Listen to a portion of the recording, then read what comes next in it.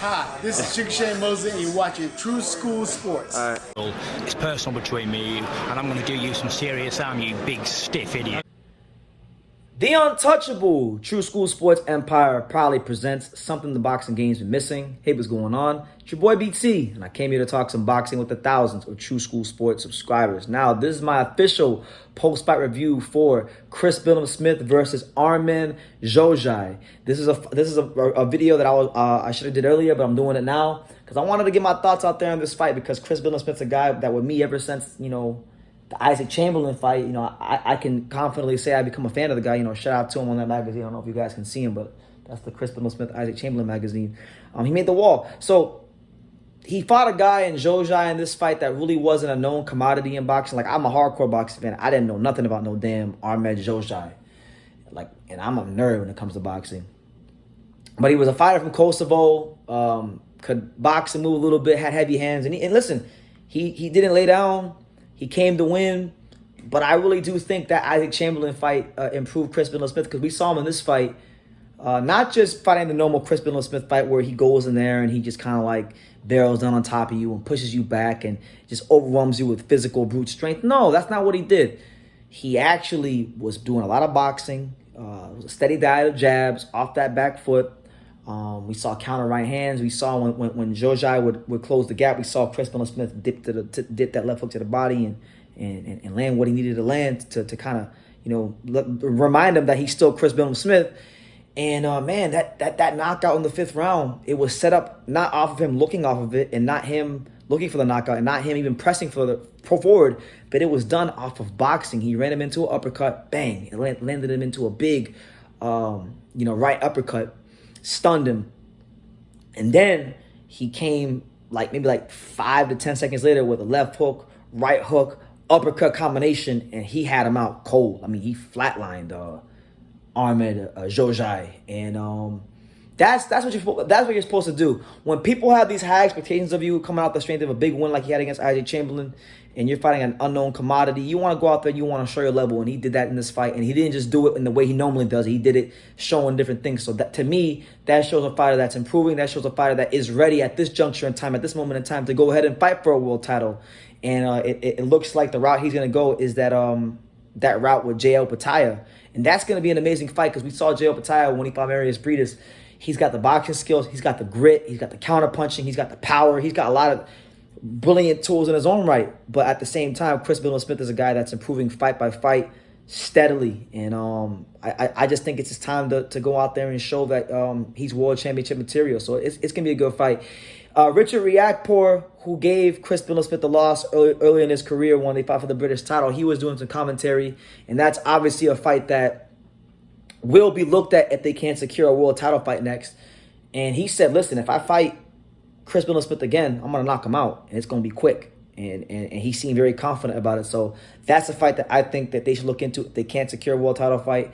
But Chris Billiam-Smith, I do think at this moment in time, champions or not, he is a top 5 cruiserweight. I think he's in that mix. His resume, he's shown it with his resume. He's shown it with the steady improvements he's making. And like I just said recently about Vergil Ortiz, Vergil Ortiz is a fighter that I thought was not progressing, but, stagnating, regressing. Chris Billiam-Smith's the opposite. He's a guy that I think has steadily been progressing, and I think he's progressed himself. He wasn't a guy that I always rated highly. I remember watching him fight against Ty McCarthy, and I was like, he's whatever. But, since, from that fight on, that fight's made him better. The Isaac Chamberlain fight's made him better. This fight's going to make him better. And he's ready for the fight for a world title. So, I was, very dominant performance for him against Xhoxaj today. And I'm looking forward to seeing him fight for the world title next year, maybe at the Vitality Stadium. So, there was that. As far as other things on the card, you had also a Michael Mckinson who was back in action. And I got to call Boxer out. I'm happy that Boxer got Michael Mckinson a fight, a 6-rounder against Roberto Arriaza or Arriaga, whatever his name is. Can't remember his last name, but tough dude, Central American fighter, hard puncher, has fought, veterans like Kavaluskis and things like that. Not an easy fight to have, your first fight back. And Mckinson did his thing and boxed and moved very nicely. And I think if the fight would have been 8 or 10, it would have been a tougher fight. But in a 6-rounder, the guy was a bit of a slow starter. So I don't think Mckinson was ever going to lose the fight. He wins and he improves to 23-1. Mckinson's been very vocal about believing the fact that he is the best welterweight that the UK has to offer. So hopefully he gets a chance to prove that and move up the rankings, not just in the UK but on the world scene, because he's a good fighter. He's a good fighter, and I think he's always up against it because he doesn't have a crowd pleasing style, and he's not from a big town in the UK, but he can definitely fight. So good to see him back in action and getting a win. Caroline Dubois had a knockout, and she looks like she's trudging on towards a world title any day now. Any fight now, she should be fighting for a world title. She's very, very talented. And then you had Dan Aziz, the British champion and Commonwealth champion, who took on Rocky Fielding for the British title at light heavyweight.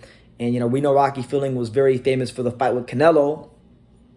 And Rocky Fielding, he hadn't really fought much of anybody since the Canelo fight, and it really showed in this fight because he offered no resistance to Dan Aziz. Aziz just systematically, methodically broke him down, jab after jab, right hand after right hand, and he did what we thought he would do, and he stops him. And you look at Dan Aziz, where he's at. He's ranked top 15 in all 4 of the sanctioning organizations and sanctioning bodies, and I'm not sure if he's going to get a world title shot in the light heavyweight division because there's so much going on with the Yard mandatory, the Callum Smith mandatory, the potential better Bivol undisputed. So I still think he's a ways away from fighting for a world title, even though he's highly ranked just because of all the politics. But I do know that the Olympian who just turned pro with Sugar Hill, Benjamin Whitaker, I think is his name, Whitaker, the guy on the medal with Sugar Hill, he wants to fight Dan Aziz, and he only has like 2 or 3 fights, and he wants to fight Dan Aziz within his next couple fights for the British title. So that would be a good fight domestically. Aziz is a good fighter. He kind of reminds me, like his style, because I had heard his name a lot, but I never really watched him. His style and the way he breaks fighters down, it kind of reminds me a little bit of Troy Isley here in America, who's a prospect for Top Rank. It's not flashy. It's not gonna get you to go crazy, but it's effective and it's steady and he just knows how to fight within himself, and he fights at the high guard a lot. So good performance from him against Rocky Fielding today. So it wasn't the greatest card I've ever witnessed today, but some notable things did happen, and some things in these weight classes that were significant did happen. So yeah, that's what it is. And shout out to Shane McGuigan, who finishes his year off as an undefeated trainer. And he had a lot of big notable fights this year. So people are talking about Bob Santos being trainer of the year and Derek James being trainer of the year and all these guys, but throw Shane McGuigan's name into the hat because he's done a hell of a job and his damn self out there in the UK. But that's my thoughts on the card. Shout out to Chris Billiam-Smith. He did it again. And I'm looking forward to him fighting for a world title next year because he's definitely earned it with good, solid, steady performances against top competition in the light heavyweight, in the cruiserweight division, I should say. So let me know what you guys think in the comments down below. Make sure you guys take the time to subscribe. And like I say in every single one of these videos, you can love me or you can hate me, but I'm just a kid from Daniel. So until next time, thank you for watching another video on the untouchable True School Sports Empire. For more great boxing content just like this video, click right here and make sure you subscribe. Much love from sunny South Florida.